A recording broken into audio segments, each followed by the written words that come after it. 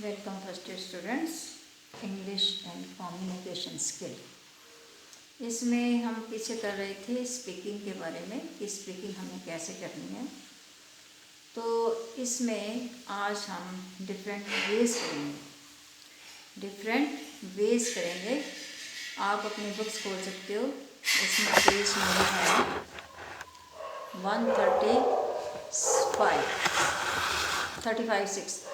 35 और 36। इन दोनों पेजेस में हैं। आप अपनी बुक्स ले लीजिए और 20 तारीख से आपके सेशनल भी शुरू हो रहे हैं। पेपर होगा आपका रिटन, जिसमें मैंने 2 चैप्टर आपको बताए हैं। एक तो चैप्टर है आपका जी first, God lives in the panch, जिसके छोटे बड़े क्वेश्चन आपने करने हैं। मैंने पहले आज बता दिया उनको। पहले 7 क्वेश्चन अच्छी तरह याद कर लो। छोटे क्वेश्चन पहले 7 अच्छी तरह याद कर लो। और करैक्टर स्केच में जुम्मन अलगू और इन दोनों के करैक्टर हैं। और एक है आपका थीम ऑफ द स्टोरी और एक है टाइटल ऑफ द स्टोरी। ये 4 बड़े क्वेश्चन याद कर लीजिए। दूसरी आपकी poem stopping by words on snowy evening, उसके छोटे क्वेश्चन आपने याद करने हैं और मेन आइडिया याद करना है, वो आएगा पेपर में। ठीक है, 20 तारीख को 20 को संडे है, शायद 21 को आपका पहला पेपर है। पहला इंग्लिश का ही होगा। ठीक है, डेट शीट आपको शायद पहुंच जाएगी।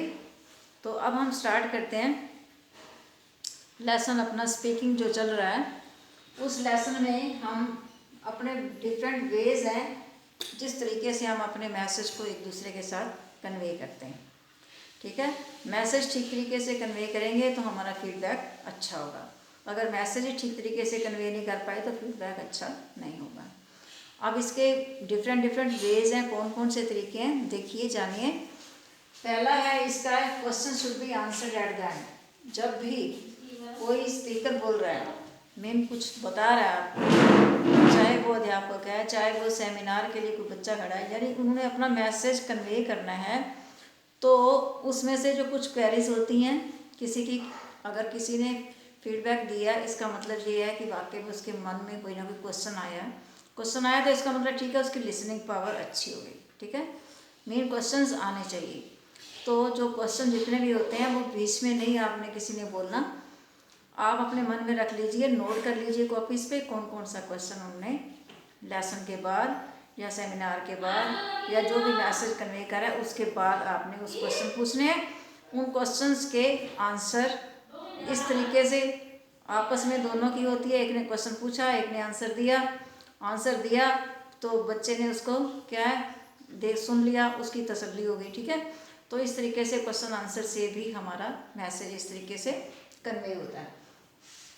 सेकेंड है visual aids help the audience to understand the subject matter easily. अगर हमारे पास विजुअल एड्स हैं, विजुअल एड्स आप समझते हो जो एड्स सिखाते हैं आपको, तो उसके द्वारा अगर कोई मैसेज दिया जाए या कुछ उसके द्वारा सेमिनार या कुछ जो भी कुछ बोला जाए, अगर उसके द्वारा किया जाए तो ऑडियंस है जो सुनने वाले हैं उनको अच्छे तरीके से विषय वस्तु के बारे में, सब्जेक्ट मैटर के बारे में अच्छी तरीके से जानकारी हो जाए। ठीक है, पॉइंट समझ आ गए। अब है जी आगे third point, the speaker should be mentally मतलब मेंटल प्रिपरेशन कैसे होती है, स्पीकर की मेंटल प्रिपरेशन कैसे होती है। मेंटल प्रिपरेशन इस तरीके से होती है कि उसको मेंटली प्रिपेयर होना चाहिए कि मैंने ये लेसन देना है, मैंने ये सेमिनार देना है, मैंने ये कुछ बोलना है, अपना भाषण देना है या मैसेज कन्वे करना है, उसे अपने पूरे मतलब मेंटली प्रिपेयर्ड होना चाहिए। दिमागी तौर पर उसे पूरा तैयारी कर लेनी चाहिए। और इसके साथ साथ एक पॉइंट और है कि उसे पॉजिटिव सोचना है हमेशा। जो स्पीकर है उसे he should think positive not negative point और नहीं सोचने, पॉजिटिव पॉइंट सोचने, ताकि वो अच्छी तरीके से अपने मैसेज को कन्वे कर पाए। ठीक है, ये सारे पॉइंट्स हैं मैसेज